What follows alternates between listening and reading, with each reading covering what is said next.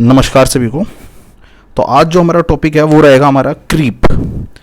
काफ़ी important topic है, basic property में ही आता है और जो भी हम आरसीसी पढ़ रहे हैं उसमें बहुत इंपॉर्टेंट रोल है इसका भी। और क्रीप को समझने के बाद में हम long term modulus of elasticity को भी इजीली समझ जाएंगे। ठीक है, तो यहाँ से अब हमारा जो टॉपिक स्टार्ट हो रहा है वो हो रहा है क्रीप का। क्या स्टार्ट है यहाँ पे? क्रीप। अब देखिए भाई, समझाऊंगा बहुत इजी वे में, कोई दिक्कत नहीं होगी समझने में, बिल्कुल आसानी से समझ जाओ क्या चीज़ है क्रीप। नाम जिस तरीके से है उसी तरीके से आसान भी है। ठीक है, समझते जाना चीज़ों को। कहीं पे अगर कोई डाउट भी आता है तो आप कमेंट करके मुझसे पूछ भी सकते हो। नेक्स्ट वीडियो जब भी मैं अपलोड करूंगा किसी भी चैप्टर की, किसी भी टॉपिक की, तो उसमें इस जो भी प्रॉब्लम होगी उसको रिजॉल्व कर दूंगा। ठीक है ना। तो सबसे पहले क्रीप को समझते हैं। क्रीप एक्चुअली में है क्या चीज़, वो आप समझिए। बेसिकली देखिए, अगर बाय डेफिनेशन में बोलूं, जो डेफिनेशन कॉमन डेफिनेशन होती है सभी मटेरियल के लिए, पहली बात, क्रीप हर एक मटेरियल, कोई भी मटेरियल हो, कोई भी स्ट्रक्चर मेंबर हो, किसी भी मटेरियल की बनी है, वहां पर आपको देखने के लिए मिलेगा क्रीप। अब ये होता किस वजह से है, तो वो चीज आगे आती है हमारी। क्या क्या है समझते हैं। सबसे पहले बाय डेफिनेशन इसे देखते हैं क्या चीज है क्रीप। ठीक है, तो क्रीप अगर हमारी डेफिनेशन, जनरल डेफिनेशन क्या बोलती है? When any structural member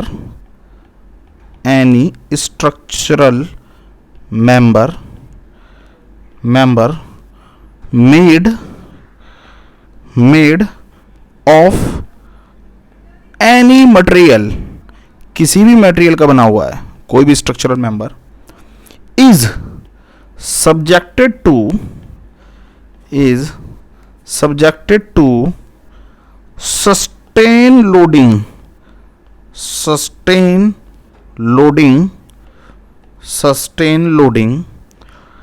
comma, its deformation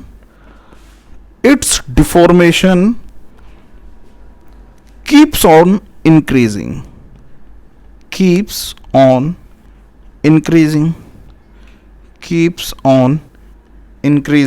with time। ये बहुत इंपॉर्टेंट पॉइंट है, with time, even through the stress level is not changed। ये डेफिनेशन है जो कहती है, और बहुत आसान है समझना, कुछ भी नहीं है इसके अंदर। देखिए, सबसे मेन चीज यहां अगर हम कहें तो ये क्या रहा है, ये बोल रहा है when any structural member made of any material, कोई भी स्ट्रक्चरल मेंबर हो, किसी भी मटेरियल का बना हुआ, इट में भी स्टील, इट में भी कंक्रीट, कोई भी हो सकता है, वो कोई भी मटेरियल हो, सबके लिए वैलिड है, is subjected to sustain loading. Sustain loading का मतलब समझ रहे हो? जो लोडिंग आप दे रहे हो वो कंटिन्यूअसली कांस्टेंट लोडिंग आप दे रहे हो, कांस्टेंट लोडिंग। ठीक है, तो जो भी आप लोडिंग दे रहे हो वो कांस्टेंट लोडिंग दे रहे हो और कंटिन्यूअसली। ठीक है, comma, it's deformation keeps on increasing with time. होगा क्या? It's deformation keeps on increasing with time even through the stress level is not changed.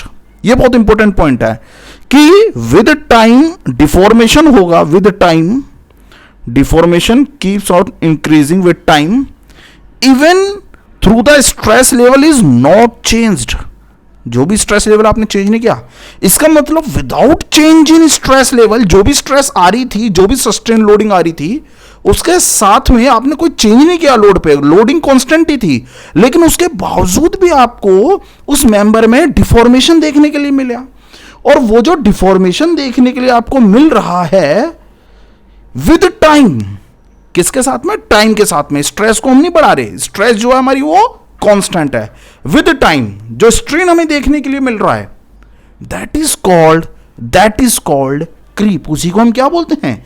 Creep बोलते हैं। इसका मतलब क्या है? जो डिफॉर्मेशन है वो स्ट्रेन ही तो है, टोटल स्ट्रेन। तो इसका मतलब मैं एक पॉइंट यहां से और क्या समझ सकता हूं, यहां से मैं एक चीज और बोल सकता हूं कि जो भी डिफॉर्मेशन आ रहा है, मतलब this total strain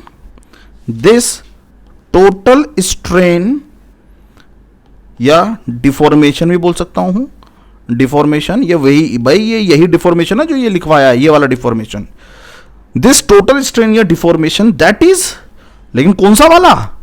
depend upon time, depend upon time is called creep. इसको ही हम क्या बोलेंगे?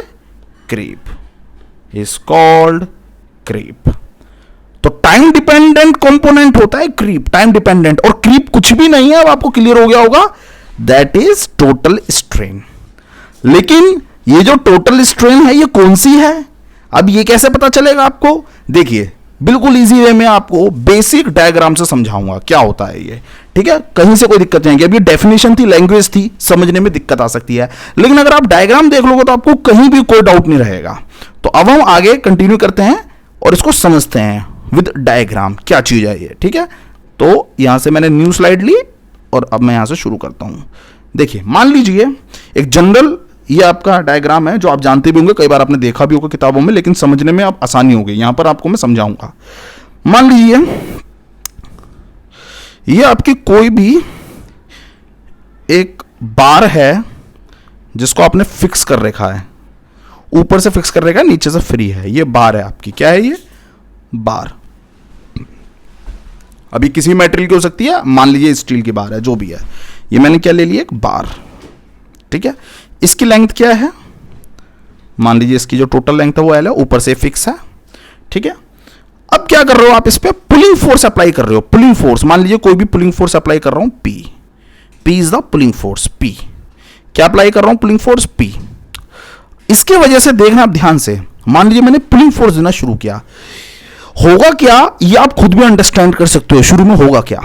जैसे ही आप पुलिंग फोर्स दोगे इंस्टेंटेनियस टाइम में, मतलब तुरंत आपको इस बार के अंदर डिफॉर्मेशन देखने के लिए मिलेगा। एक डिफॉर्मेशन का मतलब क्या है?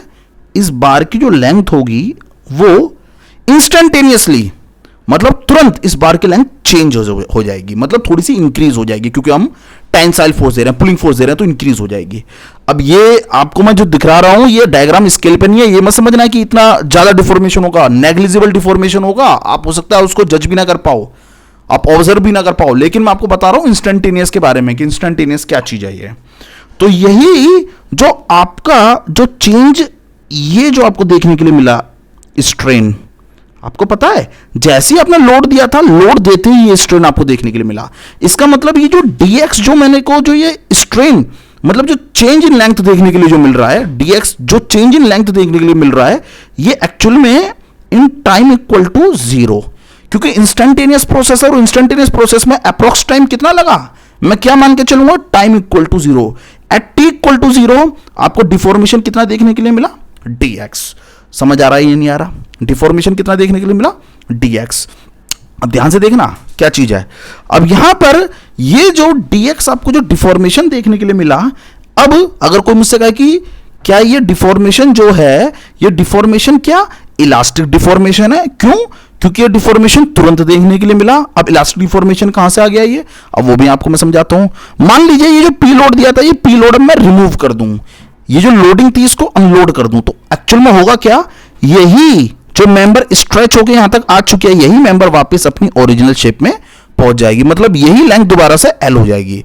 जो अभी L प्लस डेल्टा एक्स है, जो dx है, यही लेंथ L हो जाएगी अगर मैं पी लोड को रिमूव कर दूं। इसका मतलब क्या है? अपनी ओरिजिनल शेप को, अपनी ओरिजिनल लेंथ को रीगेन कर लेगी बॉडी। इसका मतलब क्या है कि ये जो आपकी चेंजिंग लेंथ निकल के आई है, जो आपका डिफॉर्मेशन निकल के आया है, और जो इससे स्ट्रेन निकल के आया है, भाई स्ट्रेन भी क्या है आपका? जो डिफॉर्मेशन हुआ उसकी वजह से तो स्ट्रेन आया है।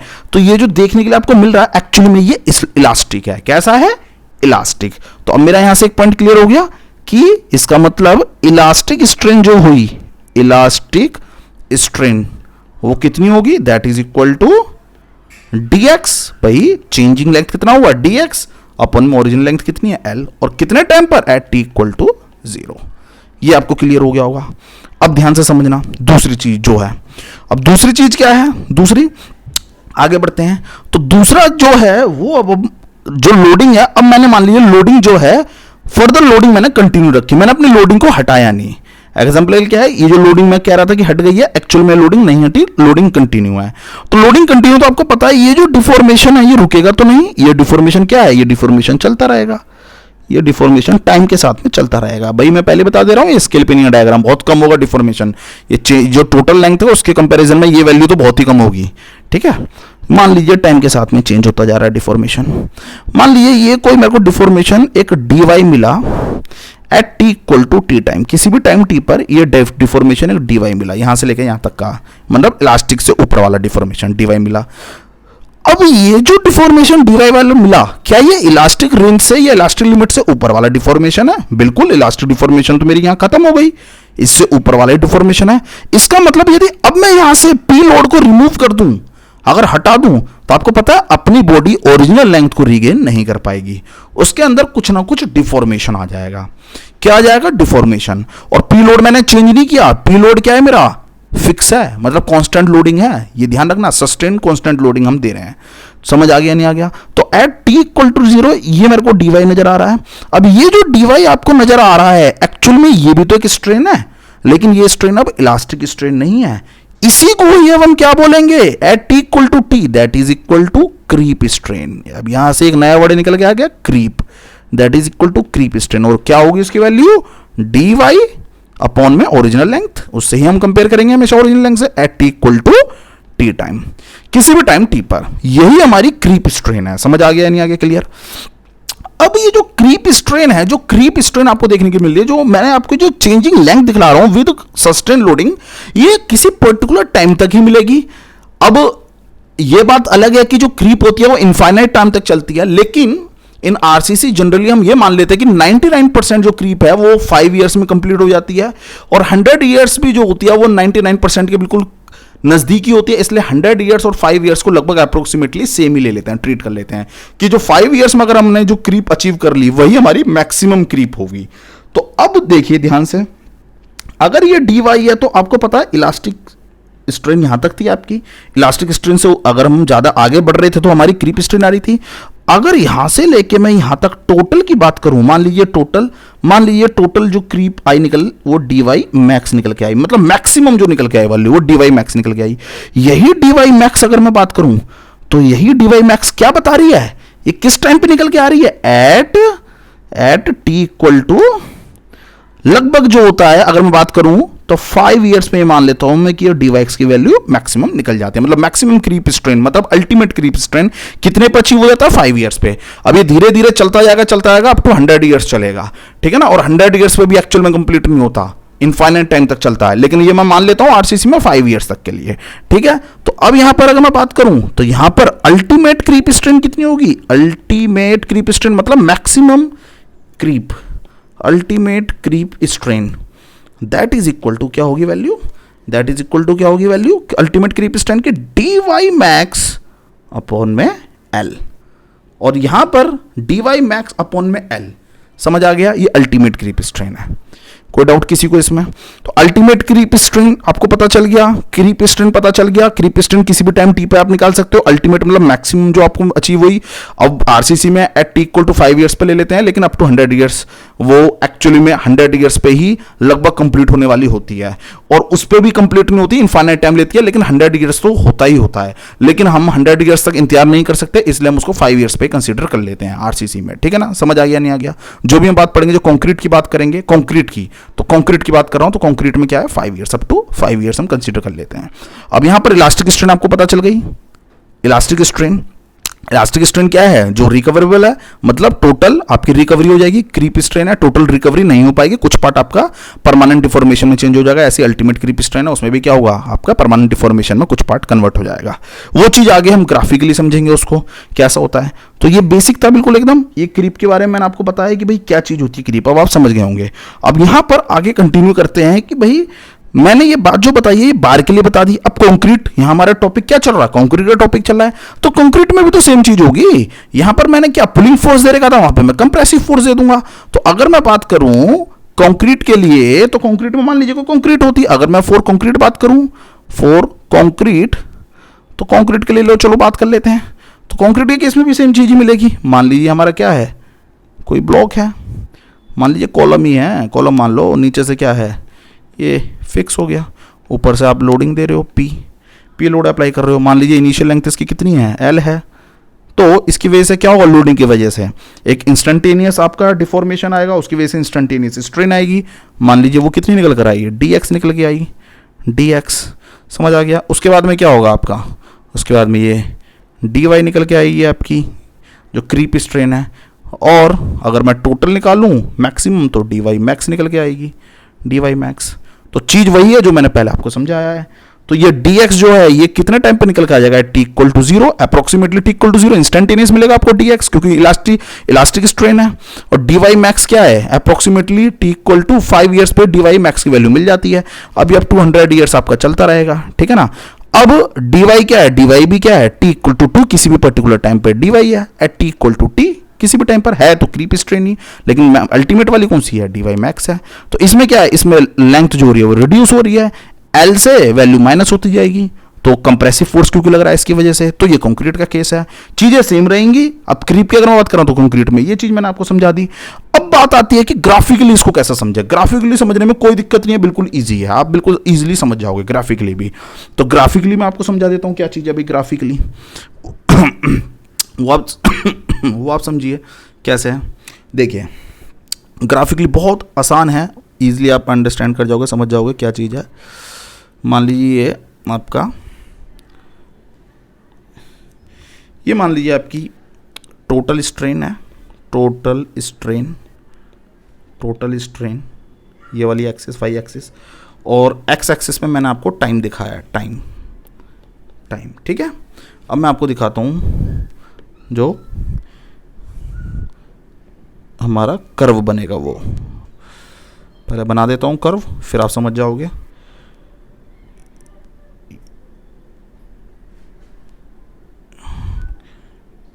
ये कांस्टेंट हो गई फिर लगभग, उसके बाद में ये रिकवरी हो गई, ये आपकी कुछ रिकवरी हो गई, ठीक है। पहले नोटिंग करवा देता हूँ आपको यहाँ पर क्या क्या है। यहाँ तक आपकी ये लोडिंग जो दिख रही है, ये कांस्टेंट लोडिंग आपने यहाँ तक दी, कांस्टेंट लोडिंग, ध्यान रखना लोडिंग कांस्टेंट होनी चाहिए। और ये अनलोडिंग कर दिया यहाँ से आपने, अनलोडिंग आगे इस जोन से आगे अनलोडिंग है, ठीक है। ये कर्व हमारा है, अब समझना यहाँ से।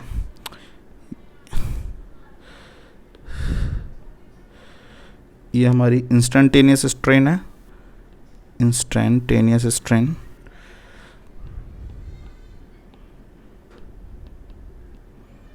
ये वाली जो आपको यहाँ से लेके यहाँ तक जो दिख रही है, ठीक है। ये किसी भी टाइम टी पर क्रीप स्ट्रेन, किसी भी at T equal to T creep strain, ठीक है।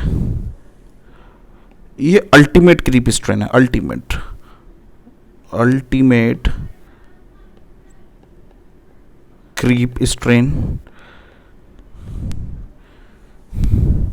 ये फिर रिकवरी हो गई, अनलोडिंग कर दी, अनलोडिंग करते ही इंस्टेंटेनियस रिकवरी, या इलास्टिक रिकवरी भी बोल सकता हूँ इसको मैं। ये क्रीप रिकवरी हो गई, क्रीप रिकवरी। और ये हमारे को जो दिख रहा है, ये हमको क्या दिखा है, परमानेंट डिफॉर्मेशन, परमानेंट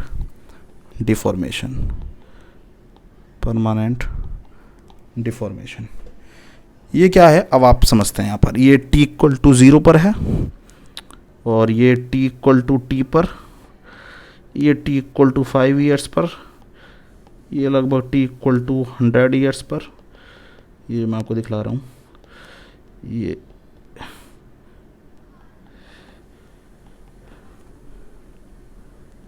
ठीक है। अब समझते हैं, ध्यान से समझना क्या हो रहा है।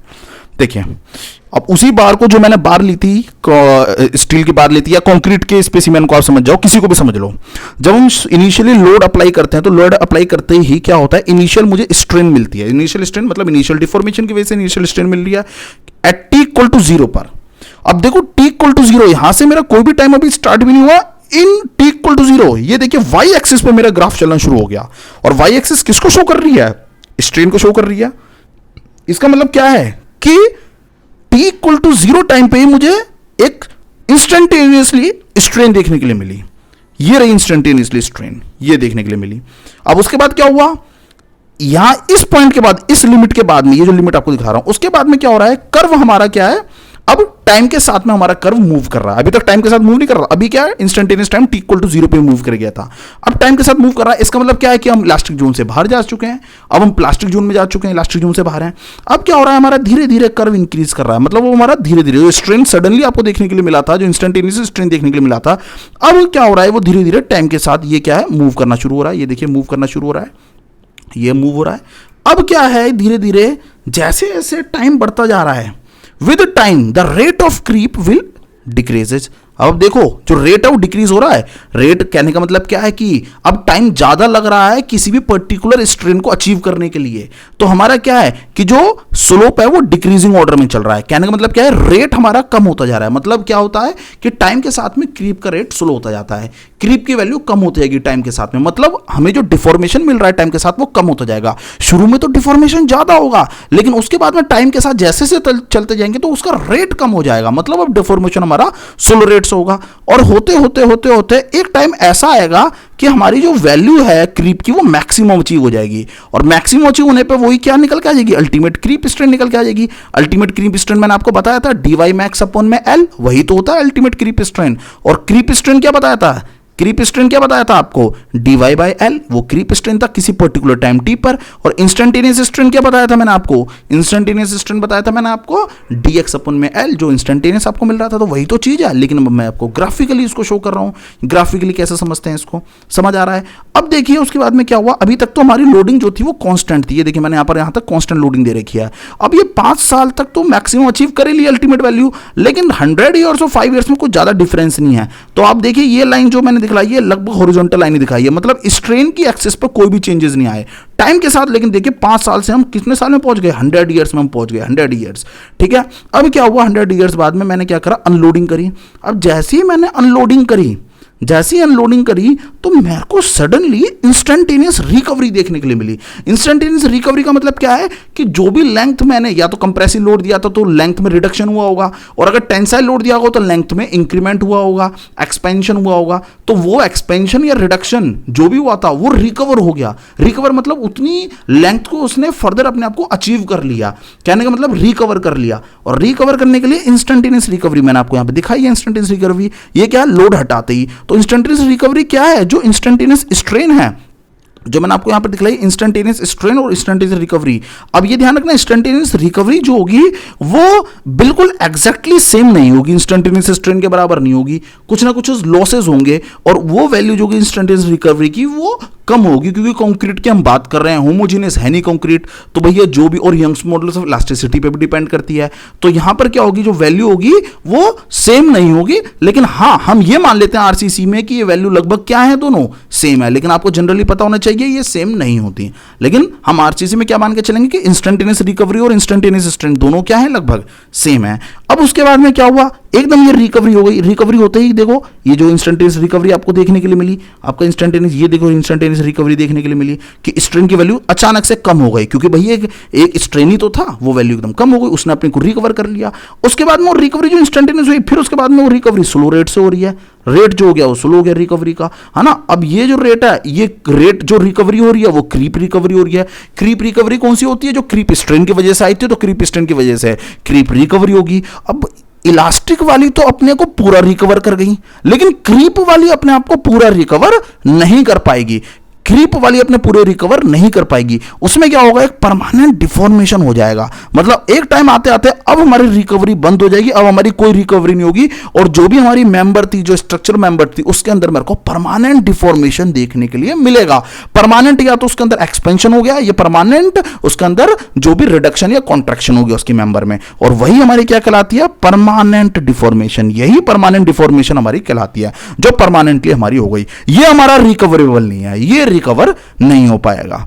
समझ आ गया नहीं आ गया? तो ये ग्राफिकल मेथड है समझने के लिए। जो मैंने चीजें पीछे आपको बताई थी, ये जो पीछे मैंने आपको ये चीज बताई है, यही चीज देखिए मैंने वहां पर ग्राफिकली आपको समझाई है, टाइम के साथ में क्या हो रहा था। ठीक है, समझ आ गया, क्लियर है? तो यही चीज समझाने के लिए ये चीज आपको क्लियर कर दी, टाइम और टोटल स्ट्रेन के बीच में। तो इसका मतलब क्या हो गया कि क्रीप एक टाइम डिपेंडेंट कंपोनेंट है। क्या है? टाइम डिपेंडेंट कंपोनेंट है। ठीक है, तो यहां पर एक नोट लिखवा देता हूं आपको, नोट, और उसके बाद में क्लास को हम यहां पर दी एंड करेंगे। ठीक है ना, तो एक नोट आपको यहां पे लिखवा देता हूं, इंपॉर्टेंट नोट है, पूछा जाता है आपसे कई बार, तो ये नोट आप ध्यान रखना। नोट, क्या नोट है कि the rate of creep decreases, जो मैंने आपको बताया अभी, रेट डिक्रीजेस होता है with time and creep strain at 5 years are taken as ultimate creep strain, clear हो गया ये चीज? तो the rate of creep decreases with time, rate क्या हो रहा है क्रीप का, ये देखिए, ये रेट जो है वो डिक्रीज हो रहा है विद टाइम, ये देखिए इस तरीके से डिक्रीज होता जा रहा है, मतलब हमारा कर्व जो बेंड होता जा रहा है, डिक्रीज होता जा रहा है टाइम के साथ में, ये टाइम हमारा नीचे चल ही रहा है। ठीक है, decreases with time and creep strain at 5 years are taken as ultimate creep strain. तो हमने देखा भी होगा 5 years, ये देखिए 5 years पर क्या हो गया, जो क्रीप हो गई हमारी अल्टीमेट क्रीप स्ट्रेन हमें देखने के लिए मिल रही है। क्लियर हो गया? ये अल्टीमेट क्रीप स्ट्रेन हमें 5 years पे देखने के लिए मिल रही है, तो यही हम मान लेते हैं यहाँ पर। तो ये जो क्रीप स्ट्रेन है वो हम क्या मान लेते हैं कि वो 5 years पर अल्टीमेट अचीव हो गई। ठीक है, तो ये क्रीप का अभी मैंने आपको यहां पर बताया, बेसिक बेस आपको समझ आ गया। अब उसके बाद क्रीप किस वजह से होती है, क्या क्या इफेक्ट डालती है वो हमारे स्ट्रक्चर पे, वो सब हमारा नेक्स्ट वीडियो का पार्ट है क्रीप का। अभी आपका क्रीप में बचा हुआ है कंक्रीट के बारे में, ये किस वजह से होती है, क्या क्या इफेक्ट हैं क्रीप के, कब कब क्रीप इंक्रीज होती है, क्या कौन कौन फैक्टर हैं जो उसको अफेक्ट करते हैं क्रीप को, ये सारी चीजें जो आएंगी हमारे वो अनदर लेक्चर में आएंगी। ठीक है, क्योंकि क्रीप जो है वो थोड़ा वाइड टॉपिक है, समझने में दिक्कत आती है अगर मैं सारी एक साथ सारी चीज़ों को समझा दूंगा, इसलिए मैंने आपको एक पार्ट वाइज समझाया है। एक फर्स्ट पार्ट समझा दिया, सेकंड पार्ट में आपको नेक्स्ट लेक्चर में समझा दूंगा। ठीक है ना, थैंक यू वेरी मच।